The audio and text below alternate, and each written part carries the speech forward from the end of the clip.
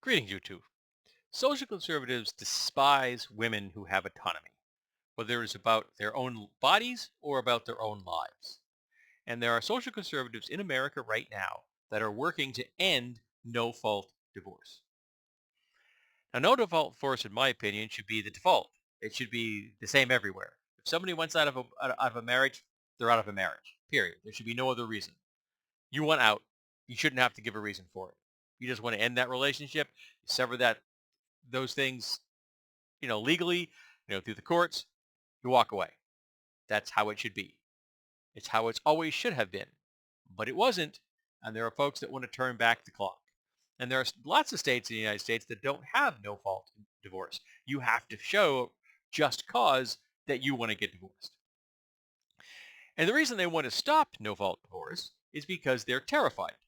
They're terrified that if they can trick a woman into marrying them, then once the real woman realizes that they are in fact a sexist asshat, that they will not be able to keep the women in that relationship.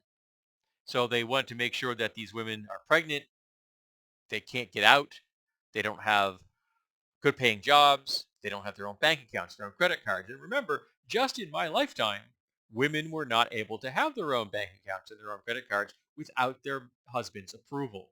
And those kinds of controls were about keeping them in marriages that they didn't want to be in. People talk about the good old days when, their grandparents, they married together for 50 years or something like that. Those women didn't have many options. Where were they going to go? What were they going to do? They had no bank accounts. They had no credit cards. They couldn't get an apartment. They didn't have good paying jobs to pay for their children, who they may have many of because they may not have any access to birth control. And so even if there was no fault divorce at that time, what were they going to do? So as things changed over time, more and more men saw power slipping out of their fingers, which is twisted and warped and sad. Because if you can't convince someone to be in a relationship with you because they like you, maybe you shouldn't be in relationships. Maybe you need to work on yourself. Maybe you need to talk to a therapist or more than one. Who knows? Took me 4 times before I found the one that works for me. Not every therapist fits every person. But the idea of taking a right away from someone just so that you can exert more control over that person is a particularly vile sentiment to me. I consider social conservatism to be the greatest danger that has ever posed to our species. It is the foundation upon which all prejudice, discrimination, and bigotry is based. The idea that your worldview is the only worldview and that you should have the power to impose it upon anyone around you by hook or by crook, or in some cases, law and violence. I despise social conservatism. If I could snap my fingers and make it cease to exist, I would.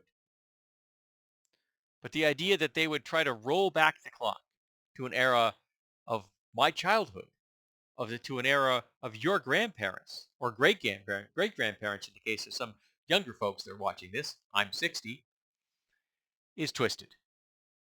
And to me, it is just simply a sign of male fragility and cowardice.